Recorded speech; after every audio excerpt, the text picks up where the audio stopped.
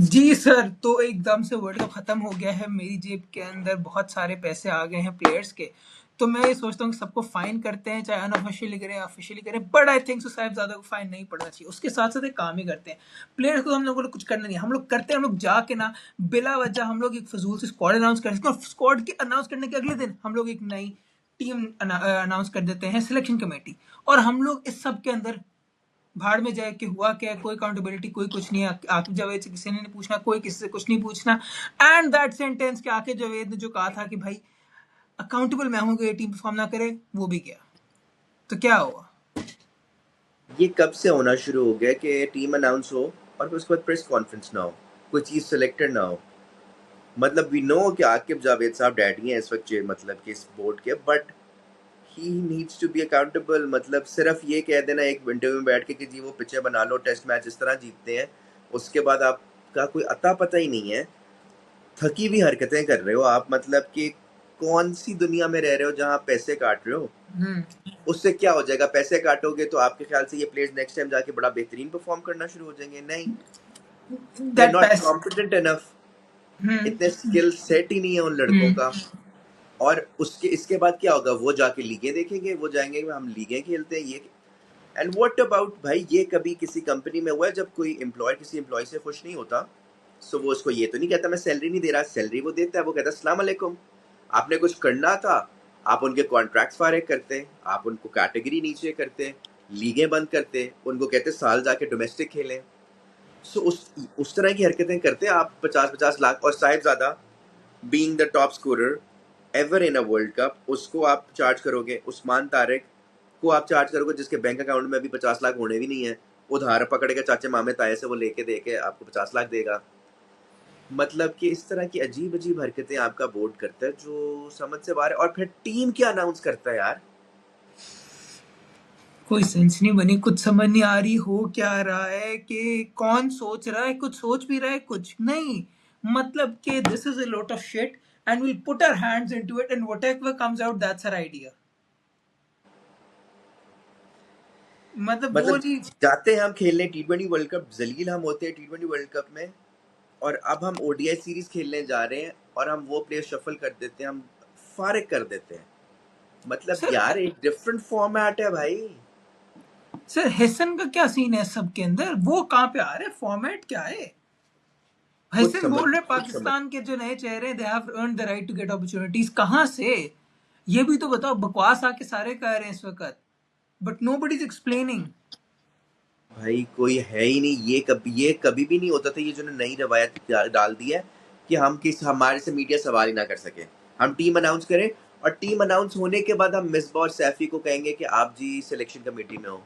क्या फजूल बात है भाई, आप उनसे पहले उनको बनाओ। तो ये टीम कौन बना रहा है, कौन अनाउंस कर रहा है? कुछ समझ नहीं आ रही। और हमारा क्रिकेट अल्लाह हाफिज तो है ही, पिछले कितने सालों से आप देख रहे हैं कि नीचे से नीचे से नीचे तो जा ही जा रहा है। और आपने इस टीम में ऐसे ऐसे लड़के डाले हुए हैं, कुछ तो चलो ठीक है, बट मेरा सवाल ये है कि साइम अयूब की लास्ट ओडीआई सीरीज आपको याद होगी, T20 में पैथेटिक रहा है, बहुत ज्यादा चांसेस मिल गए, मैं I know, but ODI south Africa Australia जाके परफॉर्म लड़का करता है। और उसको नहीं रोकना बनता, उसको तो आप करते हो। उसको आप कर देते हो। बाबर का जो एक फॉर्मेट है ना जिसमें वो बेस्ट है, दैट इज ओडीआई। ना वो हाँ, टेस्ट में उतना अच्छा है, ना वो T20 में भाई एक उसको फॉर्मेट आता है। अभी श्रीलंका में उसने 100 भी की थी, आपने उसको गिरा दिया। और अगर गिराया तो आई वुड वांट के जाके डोमेस्टिक खेलें, जो कि ये सोच ही रहे हैं हमारे प्लेयरों के। आई थिंक ईगो इतने बड़े हो जाते हैं कि हम जाके छोटा सा टूर्नामेंट क्यों खेलें? नाम तो ये है बट बड़ा खेल नहीं प्रॉब्लम है। रहा है, आई फील लाइक। और मेरा सवाल ये है कि ये एकदम से सारा अंडर 19 और आपकी ए टीम के ये प्लेयर्स कहाँ से आ जाते हैं? वो जो कीपर है गौसिया समथिंग, 20 की एवरेज है गाजी और उसकी। गाजी गौरी 20 की उस लड़के की एवरेज है। एक शत मुश्किल से 50 है। 2 को मैच है उसके। उसके वो कैसे टीम में आ सकता है हसीबुल्ला से पहले, फैसल रोहिल नबी अकरम। से पहले? फैसल अकरम तो चलो ठीक है ना, वो सर्किट में था, सुफियान उससे ऊपर था, but Faisal Akram smile Hussain जैसे वो भी परफॉर्मेंस मास सदाकत हो गया ये रहे हैं। But still I have a question, Kamran Ghulam किधर जाता है? सऊद शकील किधर जाता है? तैयब ताहिर किधर जाता है? ये जो आपका और आपकी ओडीआई टीम तो अच्छी भली चल रही थी भाई। इरफान खान न्याजी भी आपका है जो कि आपको नियाजी वहां साहब पे किधर ऊपर है? जिता के आए है। नियाजी साहब थे बिल्कुल।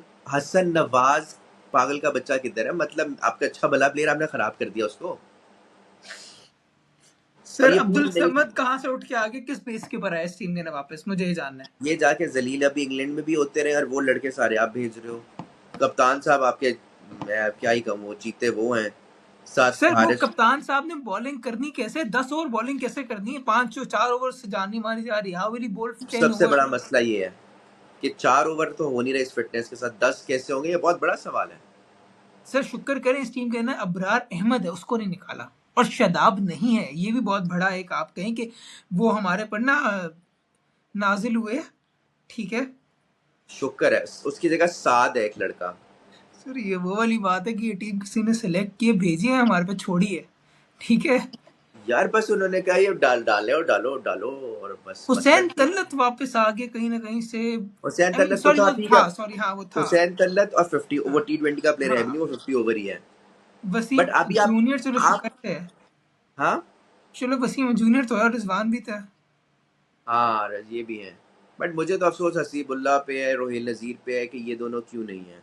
अब्दुल्ला शफीक आ, किधर जाता है, इमामुल हक किधर जाता है? अगर स्टैट्स पे जाना है तो फिर स्टैट्स तो इमाम के भी बड़े अच्छे, जबकि मुझे को इतना इम्पैक्टफुल प्लेयर नहीं लगता ना है। नहीं इमाम का ये कि Imam so I remember when we started this channel, तब we were having a very conscious discussion कि इमाम को होना चाहिए, बट देन उसके बाद ना there was a long period when Imam suddenly clipped of.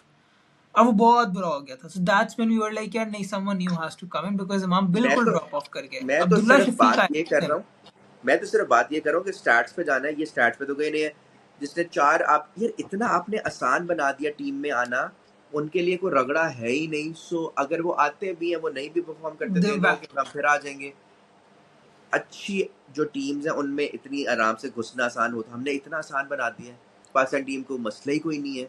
पुराने प्लेयर्स आपके रगड़ा खाते थे 10-10 साल, 8-8 साल, फिर जाके मिसबा 33 साल 34 साल की उम्र में आया है क्रिकेट में, 15-17 साल का रगड़ा खा के।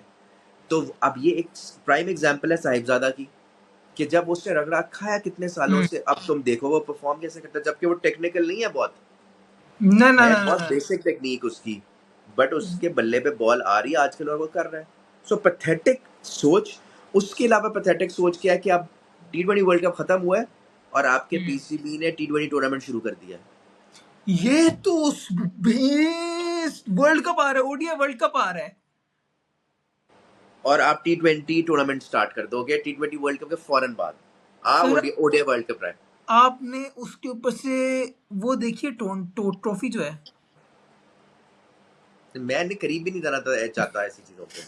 सर गली के टूर्नामेंट में जिसके अंदर सैलॉन ने वो की होती है ना, किसी बंदों के सैलॉन ने समझ जाके गया। स्पॉन्सर की थी, उनकी इससे बेहतर ट्रॉफी होती है, उनकी इससे बेहतर कोई एडिटेड तस्वीरें एडिट कर लो। Also before we run out time, we don't have a lot of time today.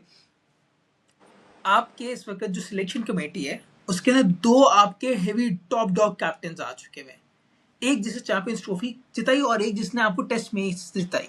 ठीक है, and I am sorry to say this, mister Misbah जो हैं वो पिछले 5 से 6 सालों से कंसिस्टेंटली आके बता रहे हैं कि ये करना चाहिए, ये करना चाहिए, मैं ये कर रहा था, मैं ये कर रहा था, और ऐसे हो रहा था और वैसे हो रहा था, राइट?